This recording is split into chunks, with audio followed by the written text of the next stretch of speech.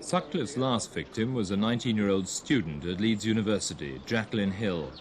Her death led to the setting up of a new super squad of top detectives, desperate to catch a man who seemed to defy every known detection technique. In fact, Sutcliffe had been amazingly lucky. Perhaps the strongest clue he left behind was the new £5 note he'd given to a prostitute he'd killed in Manchester. The number was traced to an engineering firm he worked for in Bradford, and he was interviewed there 6 times by the police. They thought they'd got him. I mean, one lad said to me, he said, well, you know, we think this is him, and took him away. Peter came back about 5 o'clock, and because we asked him what happened, they said that they'd interviewed him further, questioned him of his whereabouts and what he did, and they took some of his clothes away for forensic tests, and they gave him a saliva test as well.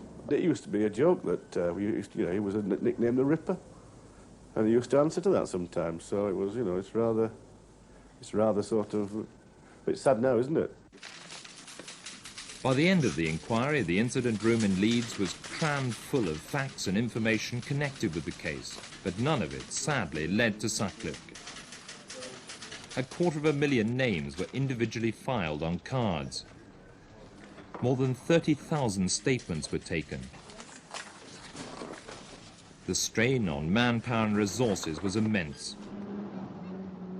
Police from forces all over the north saturated the red light areas where prostitutes operated and sent in millions of car numbers for storage on computers.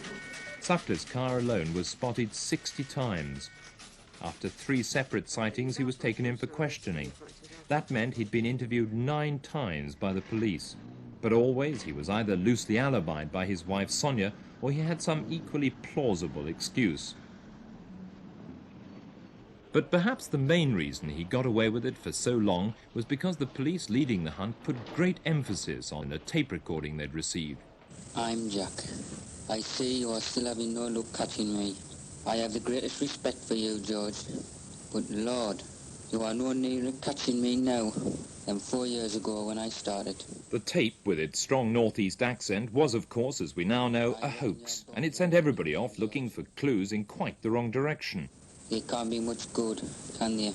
Sutcliffe's friend Trevor Birdsall, who'd long suspected that Sutcliffe might be the Ripper, says he discounted the idea just because his friend hadn't got a Geordie accent. In the end, Sutcliffe was caught quite by chance.